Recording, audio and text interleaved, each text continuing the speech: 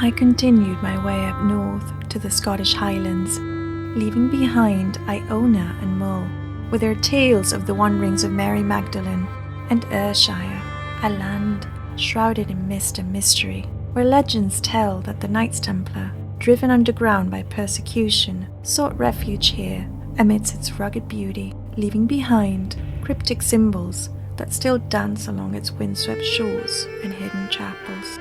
And as I follow this trail of intrigue along the winding roads of the west coast of Scotland, reaching its northernmost point, and from there to mystical Courtenay, I find myself unraveling a tapestry of hidden codes and veiled truths, all echoing with the resonance of a bygone era. Just as the open road unfurls before us, so does the labyrinth of our existence, offering a boundless canvas upon which we paint our memories and contemplations.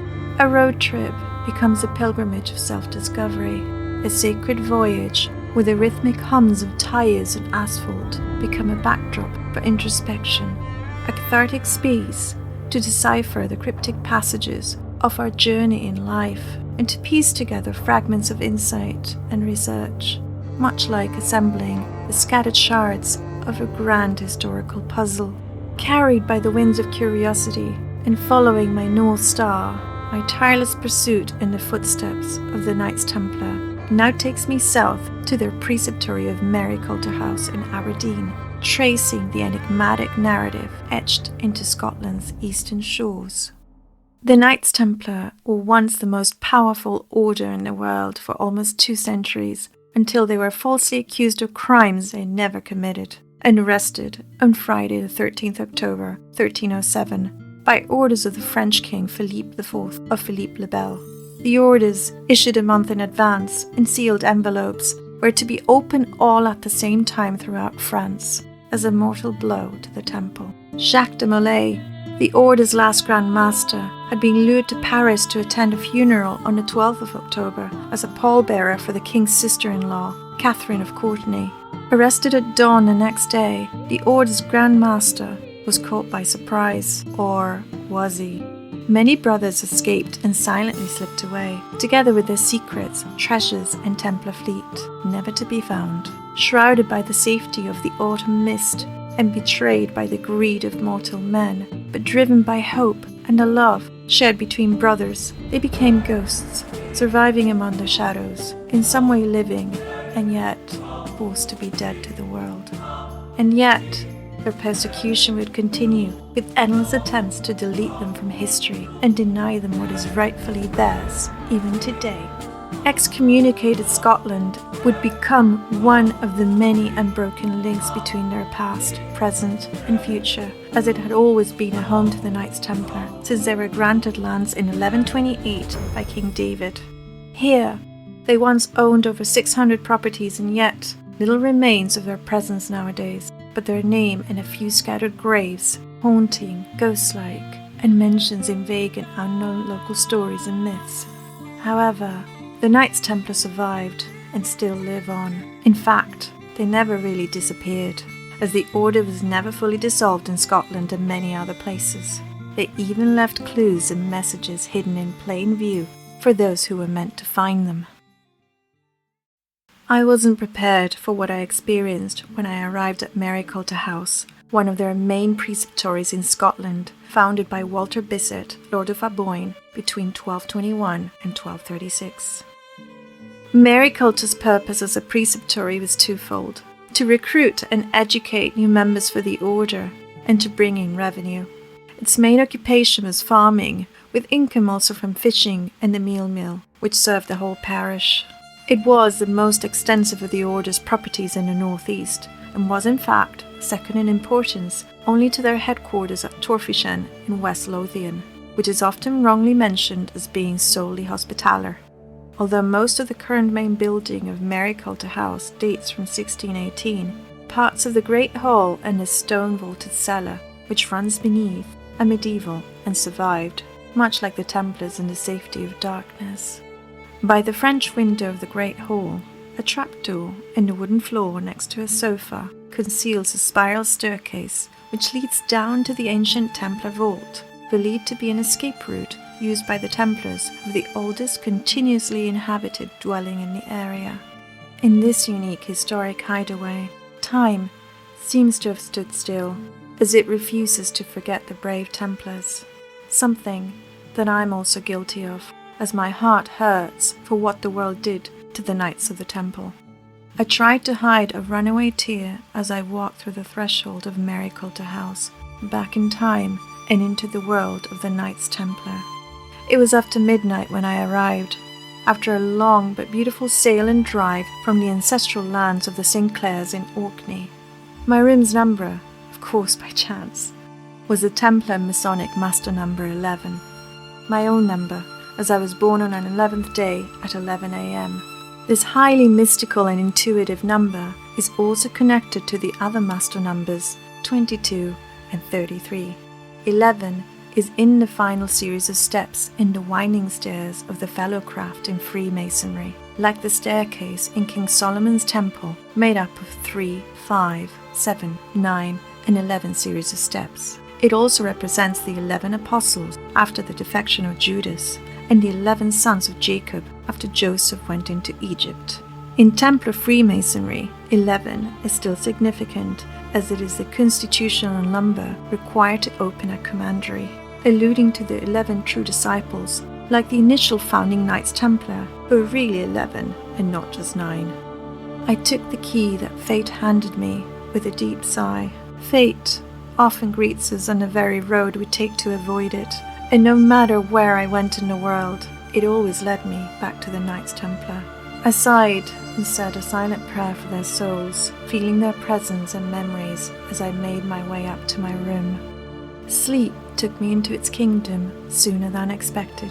In dreams, I was transported beyond the melancholy Templar burial ground to the deep green pastures where horses still graze, site of the most famous legend associated with the Knights Templar on Deeside, a deep hollow in the ground known as the Thunder Hole, which evokes memories of Grail romances, especially Wolfram von Eschenbach's Parsifal.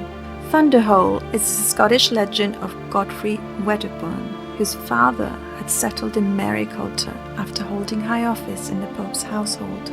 Young Godfrey, enthralled by tales of the valiant exploits of soldiers of the nearby temple, joined their ranks as soon as he was old enough, eager to surpass their acts of heroism. In combat against the leader of the Saracens during one of the Crusades, Godfrey, badly wounded and left for dead, was rescued and concealed in a secret cave where for many months he was tenderly nursed back to health by his adversary's daughter. To comfort and protect Godfrey, she gave him a ring set with a bright stone, which, she claimed, could only be worn by those of spotless purity and untainted honor. Eventually, Godfrey joined up with a passing company of Templars returning to Europe and arrived back in Maryculter. Some years later, as the knights were on their way to church for early mass, their attention was attracted by a tall and graceful woman whose veiled garments showed signs of long and dusty travel.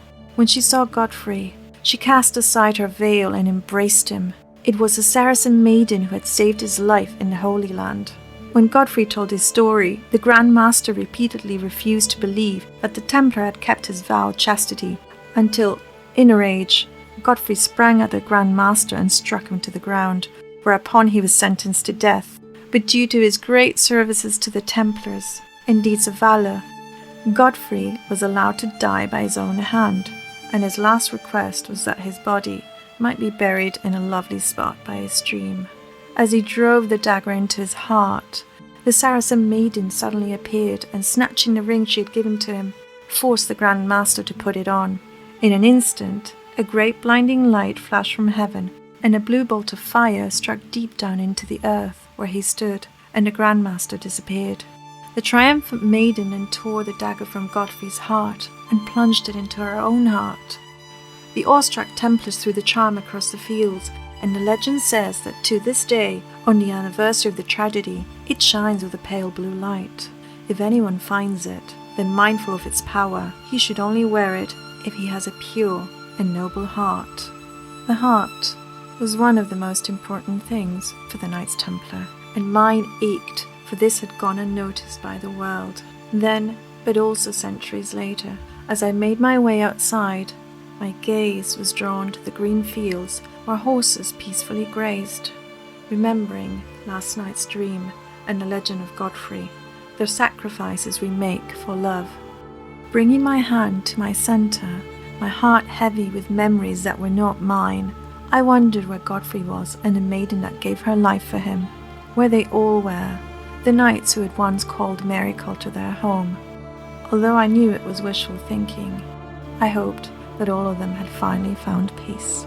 Heading towards the old Templar burial ground, I made a silent vow, promising them justice. I crossed into their sacred space and perhaps into another realm through the open stone gate. Behind the high stone wall, where I noticed a cross carved as a desperate silent plea, I walked among graves as leaves danced in the summer air. I closed my eyes and took a deep breath. My thoughts had always belonged to the Knights Templar, and their pain was now mine. Coming back from darkness to this present moment, I opened my eyes into the light. Its ethereal silence showed me a path which led to the romantic ruins of the Knights' Chapel. Although little architectural evidence remained of their former Gothic building, I was overwhelmed and needed to ground myself, and so I sat down on the foundations of their sacred place to anchor myself to this present moment and to honor it. Inhaling the scent of fresh grass and flowers in bloom, I was reminded of Maryculter's Herald Garden. Its walls still rise to the east of the Knights' old graveyard, and like the memory of the Templars, are eternal. Among the many plants that once upon a time grew here was St. John's wort, believed to have infinite healing powers derived from the saint himself, the red juice of its leaves representing his blood. Curiously, the controversial wild arum lily, Arum maculatum, was also grown here, popularly known as cuckoo pint. It contradicts the night celibacy rule, offering many homeopathic remedies and even used as starch or soap. This plant's most popular and ancient use was actually as an aphrodisiac or love philter. Long after the Templars were gone, plants here would continue growing until the old psychic garden was dug up in 1936, and they were then thrown out. But below the walls, wild arum lily still blooms in defiance even today, making Maryculter one of the few sites of the northeast where it grows. The fragrant arum lily was also known as the fleur de lis, the flower of light, and is strongly connected to Mary Magdalene, the Cathars, Templars, and the Holy Bloodline. Its 3 petals embody the Trinity, but also the number of the divine feminine goddess, and represent faith, wisdom, and chivalry.